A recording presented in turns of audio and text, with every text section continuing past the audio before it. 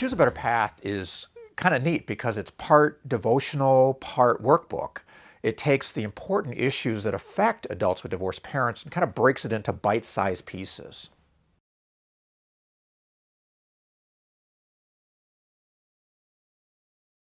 Well, the major issues that affect adults with divorced parents include trust.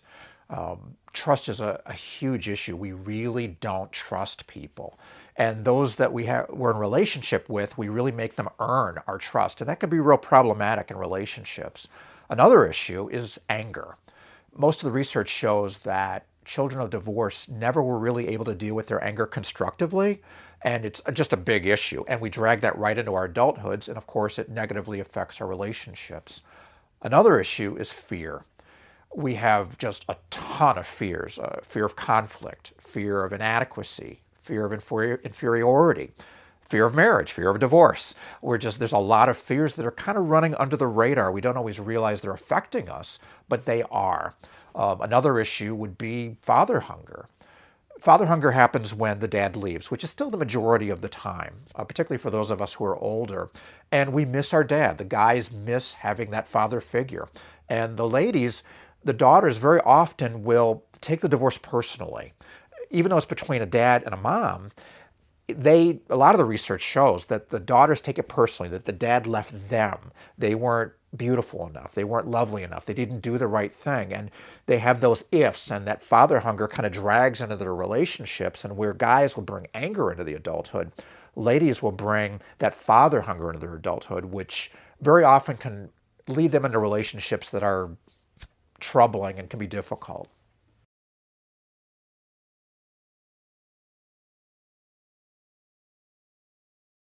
It's been really exciting to see how people suddenly the light bulb goes off and they'll read about triggers or unforgiveness or anger, and they'll, with the vignettes and the stories that are in the book, it'll trigger a memory and they'll go, wow, that's why I respond that way. So the response, they react in a way that's so positive because they finally connect the dots. They finally have hope that they can overcome some of the issues because now they're realizing what those issues are.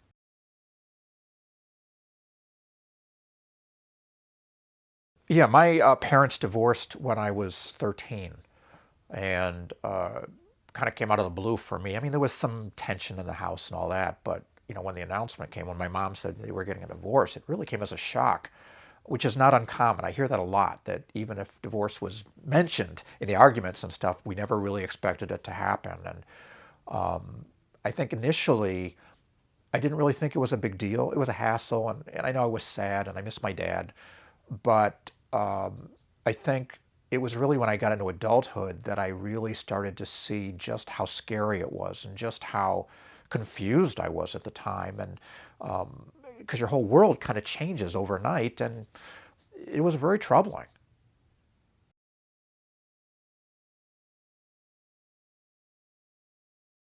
Well, at the time, I really didn't think it did. In fact, when I talk with adults with divorced parents, they all say the same thing. In fact, even to this day, they're going, "Oh, yeah, it wasn't really a big deal. It was a long time ago." And that was kind of how I went through my teen years. I was lonely, sad, angry, I think was under the surface. But it really wasn't until I became an adult and started working through this that I really saw some of the issues that were affecting me that I was oblivious to.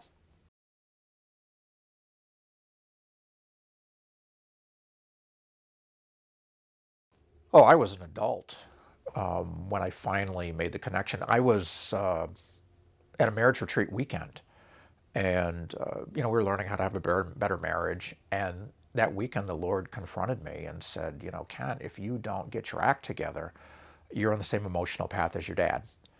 And my dad was an adult child of divorce, from an adult child of divorce, from an adult child of divorce, as I understand it. And at that point, he'd already divorced twice. And that just scared me because I love my wife. And like everybody who has divorced parents, we don't want to divorce. And yet, I'm being confronted on this. So I'm a researcher by heart and by nature. And I read a book called The Unexpected Legacy of Divorce by Judith Wallerstein. And that book just opened my eyes to a whole world that I didn't know existed Millions of me were out there, I learned. And for the most part, we were all oblivious to all the impacts that the divorce was having on us and how it was negatively impacting our relationships and causing us to divorce at crazy rates.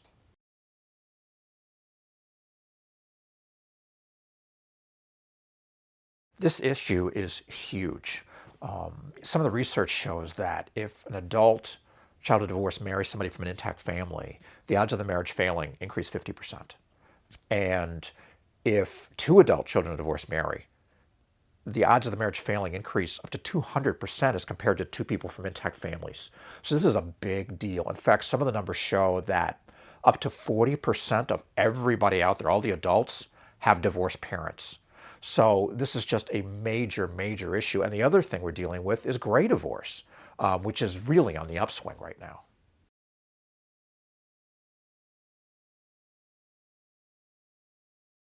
Gray divorce is when parents wait until we're grown to get divorced. Sometimes they'll wait until the last child goes off to college and then they'll get divorced, or they'll just wait till whenever and get divorced. It is the single biggest area of divorce right now. The last 4 to 5 years, it's in the double digits. So there's a lot of gray divorce going on.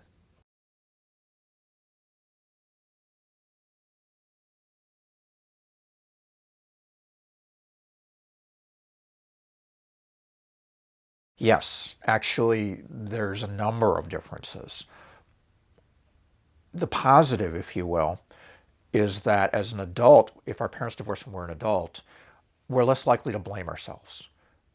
It's well known that children blame themselves for the divorce. What's not as known is we carry that right into our adulthood. There are adults running around still blaming themselves for the divorce of their parents. If I had done this or if I had just done that. Another issue is that you don't get dragged into the lawyer, the legally sort of stuff as much. Parents will tend to shield that from you when you're a kid. So that's a positive, I think. The other issue is that you can deal with anger and fears and triggers and all those issues that we deal with from an adult perspective. You're developmentally, you're more equipped to handle those sort of things. The downside is that, first of all, we re-examine our whole childhood. You're looking at it going, was the whole thing a farce? And it doesn't help when some parents will say, well, we just stayed together because of you, which puts the blame on you. Another issue is what I call TMI, where parents will deal with you as a friend instead of a son or a daughter, and they will share things with you that you don't want to hear. I mean, I don't want to know about some of this stuff, but yet they'll want to talk to you because they need somebody that they can talk to. So that can be a problem. You also have the issue of loyalty. Now you've got two lawyers. You've got dad's lawyer and you've got mom's lawyer, and they expect you to support their case, which is very problematic because it puts you in the middle and you don't want to be there. Probably another big issue, one of the larger issues, is that there's no support. When parents wait to divorce till they're an adult, till you're an adult, when you have trauma in your life, you want to go to your parents. And in this case, they are the trauma in your life. So you want to go to peers. And the peers have the attitude of, hey, they're adults. They can do what they want. They want to be happy. Then this makes them happy so much the better. And you're an adult. You should be able to handle it. It's not a big deal. You're an adult. It's not like you're a kid. But your world has come to an end. All the holidays are different now. Every announcement of a birth or graduations or parties are all different now. And people tend to not understand that. And probably the issue that bothers me the most with gray divorce is when parents hang in there 25, 30, 35 years and you're having problems in your own marriage, you'll kind of look at, well, if dad can put up with that or mom can put up with that, then we can make it too. We'll make it through this. But when a marriage collapses after 25, 30, 40 years, what happens is Satan puts these doubts in. Well, hey, if they couldn't make it after all these years, how are you going to make it with all the problems you've got?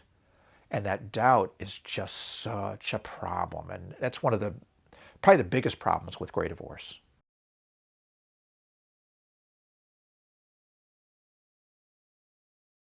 Oh, absolutely. There's a whole chapter on that because I wanted to make sure we dealt with the issue so that everybody had an idea of what was really going on and what some of the needs are. The research shows that gray divorce is increasing in double digits, probably in the last 4 to 5 years. So it is a major issue.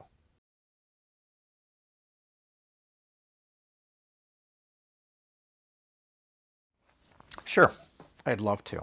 This is an example of the type of things that are in the book. This is called "The Third Kiss Was Worse Than Working Third Shift." Years ago, I worked the third shift. Laboring all night was an adjustment I overcame physically, but my brain constantly fought that new normal. It vehemently protested, "This just isn't right."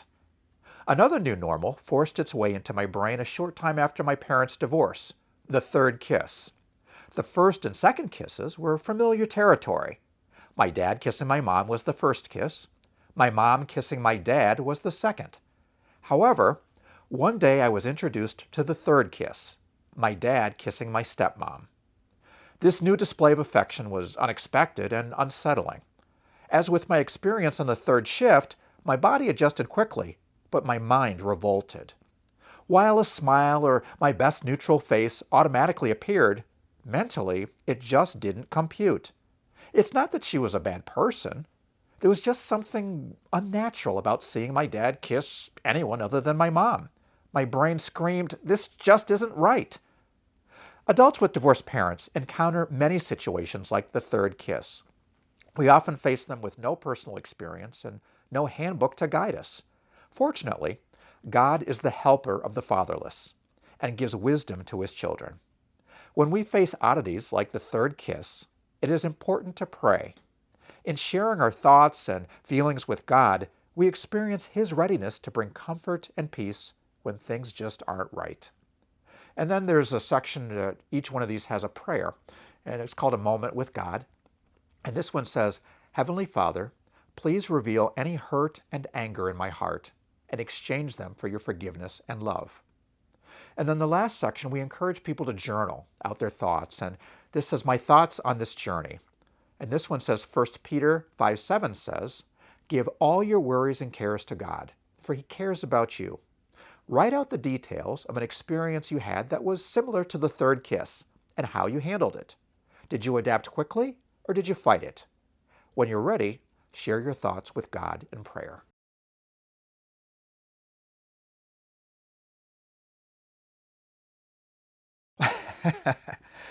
uh, that was a big concern of mine when I wrote the book. Um, when I do a workshop or a presentation, one of the first things I will say is, if you're sitting here and you're divorced, relax. I'm not going to deal with the theology of divorce, the right and wrong reasons for divorce. We're not about bashing divorced parents or divorced people. That's a hallmark of our ministry, that we just don't go there. Basically, our position is the divorce happened. What are the consequences? But what's happened has been really quite surprising to me. I had one divorced parent say that when they read the book, it gave them a better insight into what their kids were going through, and it's really affected how they deal with their adult children. They're more sensitive to some of the things their adult children are experiencing, which is very, very encouraging.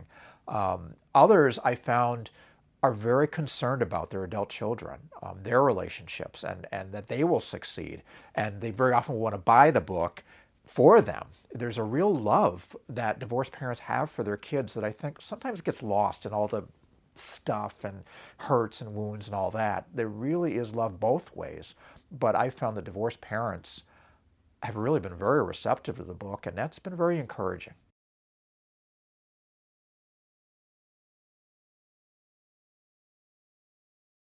Yeah, one of the things that we haven't talked about, which I think is important, is abuse. Whether through Facebook, in person, through a website, I will get contacted from time to time by women that will share that they had to get a divorce because they were in an abusive relationship. And, what about that?